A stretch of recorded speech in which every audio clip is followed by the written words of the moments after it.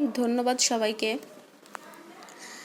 আজ আমি আলোচনা করব ডিপার্টমেন্ট অফ অ্যাকাউন্টিং ফার্স্ট ইয়ারের principal of finance. Principal of finance এই সাবজেক্টের টাইম ভ্যালু অফ মানি এবং সেকেন্ড ইয়ারের বিজনেস ম্যাথমেটিক্স এই সাবজেক্টের ম্যাথমেটিক্স অফ ফিনান্স এই অধ্যায়টি। এই দুইটা অধ্যায়ই দুইটা ইয়ারের জন্য খুবই গুরুত্বপূর্ণ। ফার্স্ট ইয়ারে এই অধ্যায় থেকে টাইম ভ্যালু অফ মানি এই অধ্যায় থেকে বি পার্ট এবং সি পার্টে ম্যাথ আসতে দেখা যায়, এবং সেকেন্ড ইয়ারে ম্যাথমেটিক্স অফ ফিনান্স এই অধ্যায় থেকেও একইভাবে বি পার্টে সি পার্টে ম্যাথ আসে। তো অবশ্যই এটা খুব গুরুত্ব সহকারে করতে হবে।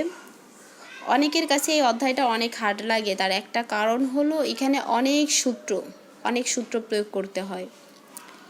ঠিক আছে, যে এখানে অনেক সূত্র প্রয়োগ করতে হয়, কিন্তু আমরা যদি মাত্র 3-4টে সূত্রের মাধ্যমে যদি আমরা বাকি সূত্রগুলো যদি করতে পারি তাহলে তো খুব ভালো, তাই না?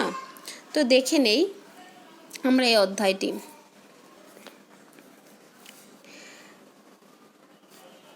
প্রথমে আমাদের শর্ট কোশ্চেনগুলা বা কয়েকটা প্রশ্ন ভালো করে জানা প্রয়োজন। আসলে এই যে টাইম ভ্যালু অফ মানি, অর্থের সময় মূল্য, এই অর্থের সময় মূল্যটা কী বা কাকে বলে সেটাই যদি আমরা না বুঝি তাহলে আমরা কিভাবে অঙ্ক সমাধান করব। আমাদের কয়েকটা, এটা যেমন শর্ট কোশ্চেনের জন্য ইম্পর্টেন্ট, ঠিক তেমনি এটা বি পার্ট বা সি পার্টেও বড় করে আসতে পারে, তখন কিন্তু আমরা সেটা লিখতে পারবো। অনেক ক্ষেত্রে দেখা যায় যে আমরা বি পার্ট সি পার্ট দিয়েছিলাম অথচ এ পার্ট পারলাম না, সেটা কিন্তু হবে না, তাই না? আমাদের ভালো রেজাল্টের জন্য এ বি সি বোধ সবগুলাই আমাদের ভালো করে করতে হবে। তাহলে আমরা জেনে নেই প্রথমে অর্থের সময় মূল্যটা আসলে কি। অর্থের সময় মূল্য বলতে বোঝায় আজকের প্রাপ্ত অর্থের মূল্য 1 বছর পরে প্রাপ্ত অর্থের মূল্য থেকে বেশি। পক্ষান্তরে ভবিষ্যতে প্রাপ্ত একটি নির্দিষ্ট পরিমাণ অর্থ বর্তমানে প্রাপ্ত অর্থের চেয়ে কম মূল্যবান। অর্থাৎ আমি বুঝাই যে আমরা আগে ছোটোবেলায় আমাদের যখন আমরা 1-2 প্রাইমারিতে পড়ি, আমাদের 2 টাকা দিলেই আমরা অনেক খুশি হয়ে যেতাম, অনেকেই, আমি সবার কথা বলছি না। ঠিক তেমনি এখন যারা 1-2তে পড়ে তাদের 10-20 টাকা দিলেও কিন্তু মানে তারা একই খুশি হয়। কিন্তু আমাদের কারণ একটাই যে আমরা আমাদের সময় যে 2 টাকা বা 5 টাকার যে মূল্যটা, এখন সে মূল্য কমে গেছে। অর্থের মূল্য মানে টাকার অঙ্কে বেশি হলেও অর্থের মূল্যটা কিন্তু কমে গেছে। ঠিক তেমনি আমাদের এখন আমরা 100 টাকায় বা 1000 টাকায় যে জিনিসটা পাবো 1 বছর পরে কিন্তু সেটা আমরা আর পাবো না, কারণ এখানে অর্থের মূল্যটা কমে যায়। অর্থটা বেশি হলেও অর্থের মূল্যটা কমে যায়। তো এইটি হলো অর্থের সময় মূল্য। এখন হলো বর্তমান মূল্য। বর্তমান মূল্যটা কি? ভবিষ্যতে প্রাপ্ত টাকার আজকের মূল্য নির্ধারণের কৌশলকে বর্তমান মূল্য বলে। অর্থাৎ ভবিষ্যতে প্রাপ্ত টাকার আজকের যে মূল্যটা, ভবিষ্যতে যে প্রাপ্ত টাকাটা হবে আজকের ওইটার মূল্য, হ্যাঁ, সে মূল্যটা কত সেটা বের করা বা সেটার কৌশলকেই বর্তমান মূল্য বলে। আর ভবিষ্যৎ মূল্য নির্ধারণ, আজকের নির্ধারিত টাকা নির্দিষ্ট হারের কোথায় বিনিয়োগ করলে নির্দিষ্ট সময়ে পরে চক্রবৃদ্ধি হারে তা বেড়ে কী পরিমাণ হবে তার নির্ণয়ের কৌশলকে ভবিষ্যৎ মূল্য বলে। অর্থাৎ আমার আজকে একটা প্ল্যান আছে যে আমি 5 বছর পরে একটা কম্পিউটার বা বড় কিছু কিনবো বা একটা আইফোন। আমাদের এখন বিনিয়োগ নেই, মানে অর্থ নেই, তখন আমরা কি করব? সেই সামান্য কিছু অর্থ হলে সেটা আমরা বিনিয়োগ করব, যাতে আমাদের ভবিষ্যতে 5 বছর পরে আমাদের সেই আইফোন বা সেই ল্যাপটপটা কেনার মতো প্রাপ্ত অর্থ আমরা পেয়ে থাকি। সেই মূল্যটাই নির্ধারণ করাকে ভবিষ্যতের মূল্য নির্ধারণ বলা হয়ে থাকে। তাহলে আমরা সূত্রের ছক দেখে নেই। আমাদের সূত্রের ছক হলো সাধারণ, বৃত্তি, বিবিধ, অর্থাৎ সিম্পল, অ্যানুইটি, বিবিধ। এখানে সিম্পলি কি বের করতে হয়? Simple present value, simple future value. আর বর্তমান মূল্য বৃত্তিতে বের করতে হয় প্রেজেন্ট ভ্যালু অফ অ্যানুইটি, মানে অ্যানুইটিতে যেটা বের করতে হয় প্রেজেন্ট ভ্যালু অ্যানুইটি ডিউ। এখানে future value annuity, future value annuity due. আর বিবিধি তো আছে ইআইআর 72 বিধি 69 বিধি। সাধারণত আমাদের ইআইআরটা বেশি গুরুত্বপূর্ণ, এগুলো আমাদের আসে না। তবে হ্যাঁ, এটা বি পার্টে সি পার্টে আলোচনা করতে বলে, এটা কিন্তু সবারই শিখতে হবে, কারণ এই বিধি দুইটা আমাদের বি পার্টে বা সি পার্টে দেখা যায় এবং এ পার্টে অবশ্যই দেখা যায়। তাহলে আমরা সূত্র দেখে নেই। সূত্রের আগেও আমরা যে জিনিসটি আরেকবার পড়ে নিব সেটা হলো টিপস, অর্থাৎ আমাদের কি কি থাকলে কি কি হবে দেখে নেই।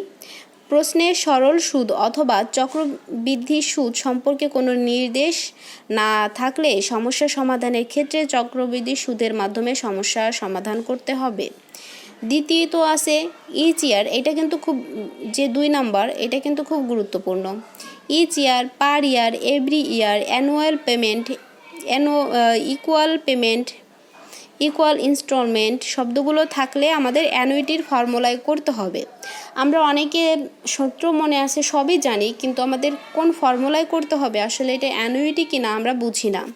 সেক্ষেত্রে আমাদের এইটা খুবই গুরুত্বপূর্ণ যে each year, per year, every ইয়ার এগুলো থাকলে আমাদের অ্যানুইটির সমাধানটা করতে হবে। তৃতীয়, terminal value, future value, amount শব্দগুলো অর্থ একই, অর্থাৎ ভবিষ্যৎ মূল্য। এই শব্দগুলো যদি থাকে এটা ভবিষ্যৎ মূল্য। Present value, discount value, today's value শব্দগুলো বর্তমান মূল্য। Interest rate, discount rate, compound interest rate, annual rate, current rate, prime rate, growth rate, opportunity cost, cost of capital, এই সবগুলো হলো ইন্টারেস্ট রেটকে নির্দেশ করে। আমরা অনেক ক্ষেত্রে যদি একটা সিনোনিম দিয়ে দেয় আমরা এটা আসলে বুঝতে পারি না, যদিও তেমন একটা দেখা যায় না, অবশ্যই এটা চেঞ্জ করে দিতে পারে, কারণ অনেক ব্যতিক্রম ধর্মী অনেক ম্যাথ আসে, তখন আমরা কনফিউজড হয়ে যাই। আসলে আমরা জানি, বাট সিনোনিমের কারণ আমরা বুঝতে পারি না এটা দ্বারা আমাদের কি বুঝিয়েছে। তো সেক্ষেত্রে আমরা এগুলো ভালো করে শিখব। যদি কিস্তি প্রাপ্তি অথবা প্রদানের সময় at the end of each year, end of the year, end of the next year, after 1 year from now, from next year ইত্যাদি শব্দ উল্লেখ থাকলে অর্ডিনারি অ্যানুইটি ফর্মুলা ব্যবহার করতে হবে। যদি কিস্তি প্রাপ্ত অথবা প্রদানের সময় now, today, immediately, beginning of the year, advance payment, annuity due ইত্যাদি উল্লেখ থাকলে আমাদের ডিউ ফর্মুলার করতে হবে, অর্থাৎ এটা এন্ডিংয়ের ফর্মুলা, এটা বিগিনিং বা ডিউর ফর্মুলা। তারপরে সিঙ্কিং ফান্ড, ডিপ্রিসিয়েশন ফান্ড শব্দগুলো থাকলে ফিউচার ভ্যালু সংক্রান্ত সমস্যা বোঝাতে হবে। ব্রড লোন শব্দগুলো থাকলে প্রেজেন্ট ভ্যালু সংক্রান্ত সমস্যা বোঝায়, অর্থাৎ আমাদের প্রশ্নে আমরা বুঝি না যে এখানে কি বুঝিয়েছে, যদি ধার করা বা লোন করা এগুলা বোঝায় তাহলে আমাদের বর্তমান ভ্যালু সংক্রান্ত সমস্যা বোঝায়। Endowment fund, life fund, for ever, for life time শব্দ উল্লেখ থাকলে পারপিচুয়ালিটি ফর্মুলা ব্যবহার করতে হবে। এন্ডোমেন্ট ফান্ড আমি সূত্র দেখিয়ে দেবো, এটা যদিও খুব কম আসে, তবু যারা অনেক বেশি শিখতে চায় তারা এটা শিখতে পারে। নেসেসারি ফর্মুলা প্রথম দেখি। যদি অঙ্কে বর্তমান এককালীন প্রাপ্ত ও প্রদেয় অর্থ সমান দেওয়া থাকে এবং ভবিষ্যৎ মূল্য বের করতে বলে, তাহলে কি হবে? Future value equal present value into 1 + i⁴n। আমাদের এই যে একটি সূত্র, এই একটি সূত্র দিয়ে, এই একটি সূত্র যদি আমরা মনে রাখি তাহলে আমরা 4টে সূত্র পারবো। কীরকম আমি বলি, এটির দ্বারা আমরা কি বের করতে পারবো? ফিউচার ভ্যালু বের করতে পারবো। এখন আমাদের প্রেজেন্ট ভ্যালু বের করার সময় কি করি? আমরা এই যে নিচে এই সূত্রটা মুখস্থ করি। তাহলে এটা আমরা এটা আলাদাভাবে মুখস্থ করি, এটা আলাদাভাবে মুখস্থ করি, ফলে কি হয়, আমরা কনফিউজড হয়ে যাই যেন সূত্রটা কিভাবে হবে, কোন সূত্রটা কিভাবে হবে। কিন্তু এত কিছু ঝামেলা না করে আমরা যদি এই একটি সূত্র দিয়ে আমরা সমাধান করি তাহলে কিন্তু আমাদের সম্ভব হয়। এই একটি সূত্রের মাধ্যমে আমরা যেমন ফিউচার ভ্যালু বের করতে পারবো, প্রেজেন্ট ভ্যালু বের করতে পারবো। আমাদের কিন্তু এই সূত্রটা দিয়ে কিভাবে আমাদের এই সূত্র আসে সেটা আমরা দেখে নেই। এই সূত্রটা বসালাম, আমরা ইকুয়ালটাকে রাখলাম, উল্টিয়ে দিলাম, এইটা এই পাশে এটা এই পাশে নিয়ে আসলাম, নিতে পারি।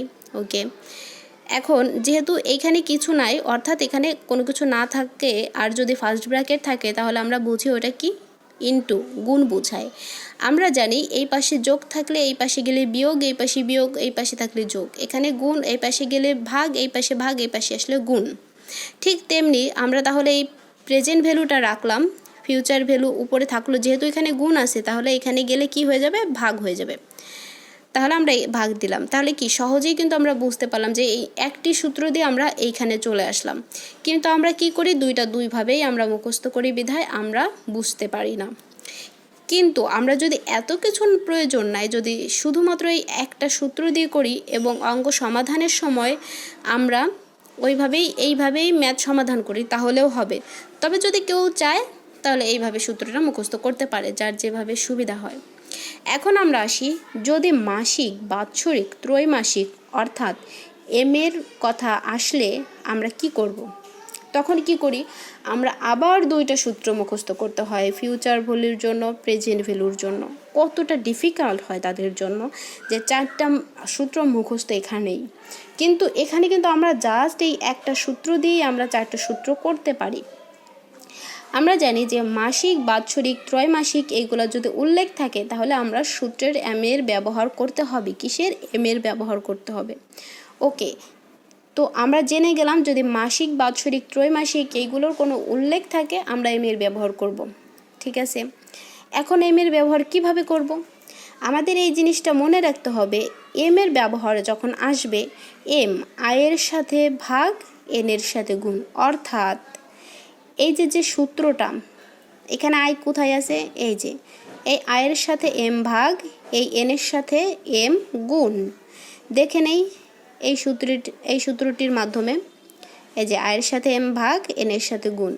কেউ যদি এই সূত্রটা দিয়ে করতে চায় প্রেজেন্ট ভ্যালু, তাহলে এই যে আয়ের সাথে ভাগ, এর সাথে গুণ। সর্বক্ষেত্রে এর কথা যদি আসে, আমাদের মাসিক, বাৎসরিক থাকলে আমরা প্রথমত টা আনবো এবং এর ব্যবহার আসলেই আমাদের অলওয়েজ আয়ের সাথে ভাগ, এর সাথে গুণ।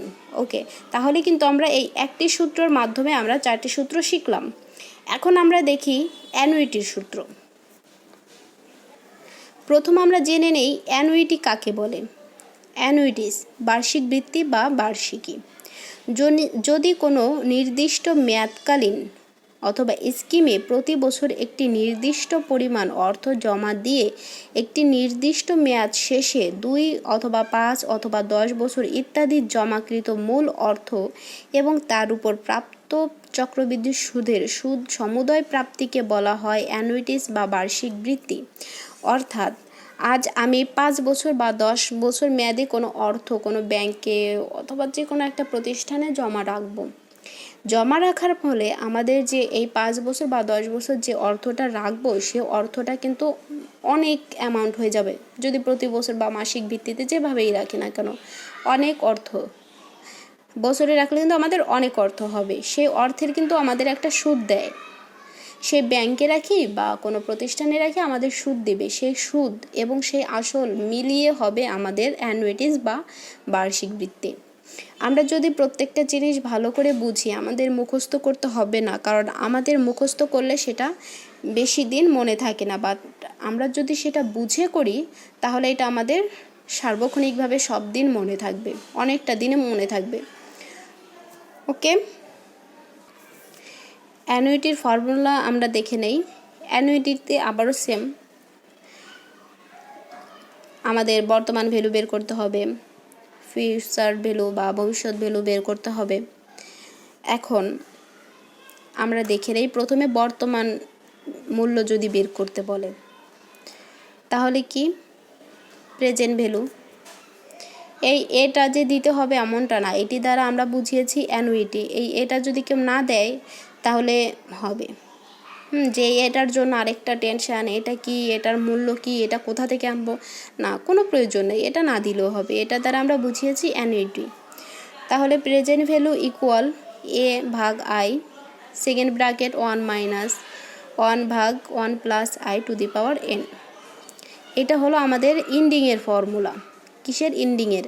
আরেকটা জিনিস আমি ওখানে লেখা হয়নি, কিন্তু এটা সবাই নোট করে নিবে। যদি অঙ্কে ইন্ডিং অথবা বিগিনিং অথবা ডিউ কোনো কিছুর উল্লেখ নাই, সেক্ষেত্রে আমরা কী করে বুঝবো যে এটা ইন্ডিং না বিগিনিং? সেক্ষেত্রে আমাদের সবসময় ইন্ডিংয়ের ফর্মুলা করতে হবে। কিসের? ইন্ডিংয়ের ফর্মুলা করতে হবে। তাহলে আমি এই একটি সূত্র দিয়ে প্রথমে বলি, এটা হলো ইন্ডিংয়ের সূত্র। এখন যদি এখানে মাসিক, বাৎসরিক, ত্রৈমাসিক যদি আসে, সেক্ষেত্রে আমরা কি করব? সেক্ষেত্রে একইভাবে আমরা বলেছিলাম আয়ের সাথে এম ভাগ এনের সাথে এম গুণ, মানে এম এর কথা আসলেই যেখানেই আয় থাকুক, আয়ের সাথে ভাগ এম, এই আয়ের সাথে এম ভাগ এই এন, একটা এন আছে এটার সাথে গুণ। তাহলে এখানে কিন্তু আমাদের দুইটা সূত্র হয়ে গেল এই একটা সূত্র দিয়ে। ওকে, এখন আমরা বিগিনিংয়ের সূত্রে করব। বিগিনিংয়ের সূত্রে আমাদের শুধুমাত্র এই একটি সূত্র দিয়ে আমরা করি, একটি সূত্র দিয়ে দুইটা হয়ে গেল, আরেকটা সূত্র করব। আমাদের বিগিনিং বললে শুধুমাত্র এখানে 1 প্লাস আইটা যোগ হবে এইখানে মাঝে, এই যে করলাম 1 প্লাস আইটা যোগ, আর সম্পূর্ণ সূত্র এক। আমাদের মনে রাখতে হবে বিগিনিং আসলেই আমরা 1 প্লাস আইটা যুক্ত করব। কেউ যদি এই লাস্টেও করে সেটাও হবে, অনেকে লাস্টে করে সেটাও হবে, কিন্তু আমাদের একটা অতিরিক্ত 1 প্লাস আই বিগিনিং সময় যুক্ত করতে হবে। তাহলে একটি সূত্র দিয়ে আমাদের তিনটি হয়ে গেল। এবার আমরা ভবিষ্যৎ মূল্যটা দেখি। ভবিষ্যৎ মূল্য বের করতে গেলে একইভাবে এ প্লাস আইটা সমান থাকবে, এখানে একটু পার্থক্য, এই যে যতটুকু এইটা প্রথমে হবে, তারপরে মাইনাস এই 1টা হবে, আর ওই ভাগ 1টা হবে না। ঠিক আছে, আমাদের এটা ঠিক থাকবে, এইটা আমাদের প্রথমে আসবে মাইনাস এই 1, এই উপরে ভাগটা হবে না। ওকে, আমরা যদি বুঝে একটু টেকনিক্যালভাবে যদি আমরা ম্যাথ বা সূত্র মুখস্থ করি, সেটা আমাদের জন্য বেশি ভালো হবে। তারপরে একটা হয়ে গেল, আমরা জানি বিগিনিং থাকলেই 1 প্লাস আই যোগ। ওকে, 1 প্লাস আই যোগ। এবার যদি আমাদের বাৎসরিক, ত্রৈমাসিক যদি উল্লেখ থাকে, তাহলে আমাদের কি হবে? এম আসবে, এবং এম আসলে কি হবে? যত জায়গায় আই আছে তার সাথে এম ভাগ, এবং যত জায়গায় এন আছে তার সাথে এম গুণ। ওকে, তাহলেই একটি সূত্র দিয়ে আমরা সবগুলো সূত্র, অ্যানুইটির আমাদের শেষ। অ্যানুইটিতে আর কোনো আমাদের সূত্র নেই, এবং এই অ্যানুইটির সি পার্টে কিন্তু অ্যানুইটির অঙ্ক বেশি আসে। হ্যাঁ, এখন আমরা যদি এইভাবে আমরা বুঝে বুঝে একটু টেকনিক্যালি যদি সূত্র মুখস্থ করি, তাহলে কিন্তু আমাদের অনেক ইজি হয়ে যায়। আরেকটা সূত্র যেটা, এইটার কোনো অনেকগুলো সূত্র বা নেই, এইখানে ইআই আর এই একটি সূত্র, সব সময় এই একটি সূত্র ইআইআর এর করলে হয়ে যাবে। আর ইআইআর বুঝতে কোনো অসুবিধা হবে না, কারণ ওখানে সরাসরি বলে দেওয়া থাকবে এফেক্টিভ ইন্টারেস্ট রেট। তাহলে আমরা ইআইআর এর সূত্র করব, এই সূত্রটা অলওয়েজ এই সূত্রটা হবে। আর আমরা কিছু শর্ট ফর্ম দেখে নেই। ফিউচার ভ্যালু, এটা short form FV. Present value PV. N দ্বারা ইয়ার্স বোঝায়, এম দ্বারা বছরের কিস্তির সংখ্যা বোঝায়, আয় দ্বারা চক্রবৃদ্ধি সুদের হার বোঝায়, এ দ্বারা অ্যানুইটি বা বার্ষিকের পরিমাণ বোঝায়। ঠিক আছে, তাহলে আমাদের হয়ে গেল। এখন কেউ যদি চায় যে সব সূত্রগুলো যদি সিরিয়ালে করতে চায়, যে সিরিয়ালে আমি উঠায় রাখবো, তাহলে যেগুলা পেন্সিল দিয়ে দাগ দেওয়া সেগুলা উঠায় রাখতে পারে। এখানে ডিউ অর্থাৎ বিগিনিং, আর এই যে সূত্র দুইটা, এগুলো যদি অসমান থাকে সেক্ষেত্রে ব্যবহার হয়। আর সর্বোচ্চ গেলে এই যেগুলা পেন্সিল দিয়ে দাগানো এই সূত্রগুলো প্রয়োজন, আর কোনোগুলো প্রয়োজন নাই। তাই কেউ যদি চায় এইটা তুলে রাখতে পারে। ধন্যবাদ সবাইকে। নেক্সটে আমি ম্যাথ সমাধান করার চেষ্টা করব।